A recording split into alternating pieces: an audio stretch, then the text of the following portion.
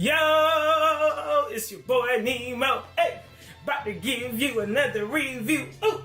So I just watched the movie Bright, and I got a few words, very few. It won't be too long on a movie review, but I do have a second tier message for this. Or for this actual moment. So I have a movie review and a message. Movie review and a message. So real simple. I liked it. I would probably give it a 6 out of 10. I think this is your average Will Smith trope. I don't want to spoil it, but I guess whatever, you should have seen it already. So if you're watching this, you may get a spoiler. I think it's your average Will Smith trope. I think Will Smith is normally going to be in a role where he is saving something or someone or has some purpose to be almost the one. Your Neo from the Matrix or your Ash Ketchum of Pokemon kind of deal. So we love these kind of movies.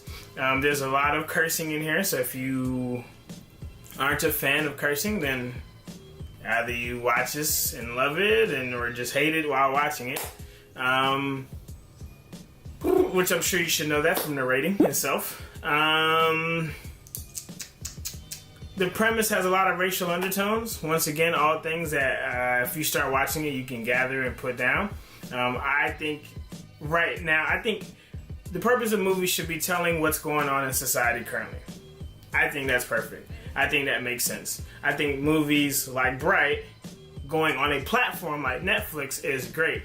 Straight cut to the people, and the effects are great to me, in my opinion. Especially for a Netflix produced project. Not that they don't have great effects, but I'm just saying, like, it's pretty dope. It could have definitely compared side by side with something in the theaters. And I think Netflix is dominating the game when it comes to content like that. I think it was great that they brought a big name like Will Smith to the Netflix platform, because that starts opening up the mindset of other big celebs that may be thinking that they just need to do Hollywood big grand scheme style projects when they can possibly do really dope Netflix style shows. I think this should be a series and not a movie, so that's that. I think this would be way better as a broken down series where you could have gotten to understand the world and the orcs and the fairies and the elves and how people got to where they are, where this Dark Lord thing comes from. Almost said Star Lord. Where this Dark Lord concept comes from. I think this would be way better as a show. Maybe we'll have to cast another character to play as Will Smith. But I think this should be a show or a series, not necessarily a movie. If it does continue on, it should be that way. Yeah, like I said, I give it a 6. I don't usually give 7s because I feel like 7 is safe. It's definitely not an 8 per se. I think it's a solid 6. I think you'll enjoy it if you watch it. People may complain about acting here and there, but once again, this is what you'll normally see from a Will Smith project or a show or movie or film, whatever this is. He's usually casted to be a savior of sorts. He's usually casted to be the guy who comes in when all hope is lost and he does something differently. And I don't know movies that well, and I'm not like a super buff, and I can't give you all the comparisons to directors across the globe and country and what styles. None of that matters. Did I enjoy it? Yes. And I think if you watch it, go in with no expectations, please, and just enjoy it. Sit back, pop some popcorn, and just chill. That's it.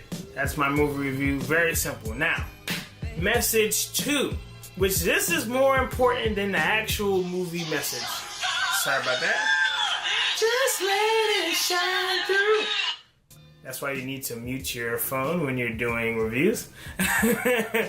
So, really quickly, my real message to you guys is, I almost didn't do this movie review, and it is rather late. Usually you want to get movie reviews up instantly, especially with Netflix. You binge it, you jump online, you do your review, cool. The reason why I almost didn't do this movie review is because I was scared.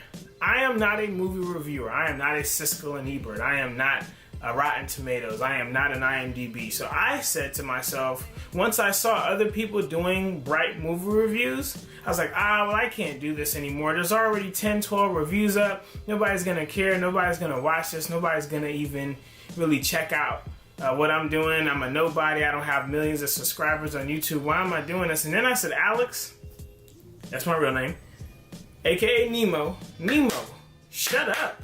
Do the review anyways. Say how you feel. Put your unique voice out into the web and just chill. Who cares if millions of people view this? Are you reviewing movies because you want to be discovered? Or are you reviewing movies because you just love movies? And you're always talking about movies and you're always passionate about, especially Netflix content. You're always passionate about it. You're always promoting stuff. Just talk about it freely. Turn on the camera, do you, and don't worry if millions of people are watching this. Throw this on the internet, and if one person watches this, great. If 2 people watch it, even better. If 10 get on the actual train and start watching this, then phenomenal. But stop sitting down thinking and waiting and comparing and beating yourself up and saying what you don't have and you're not this, you don't have the right cameras. Look, everybody, if you want to be a movie reviewer, please pick up your camera, smartphone, your current DSLR, whatever you have, and just start reviewing movies.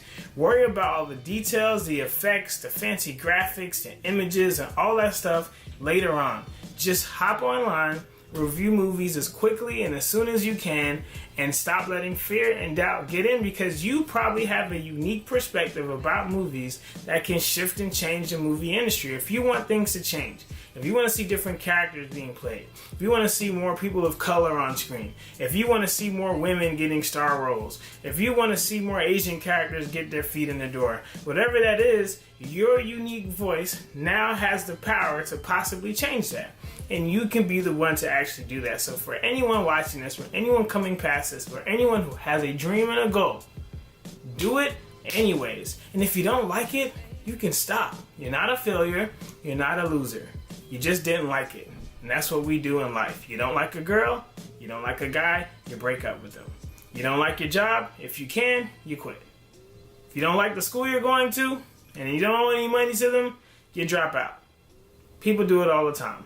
So that's for all my movie reviewers out there who probably have bigger followings than me, who probably have more film knowledge and expertise than me. I'm an audio engineer. I don't have any film buff knowledge. I just watch films. I've seen them all my life. I think I have something interesting I can share on it. And that's all. So that's my review. 2 parts, movie review, and a real message. And if you don't catch on to this message at the end, actually, I just hope you catch on.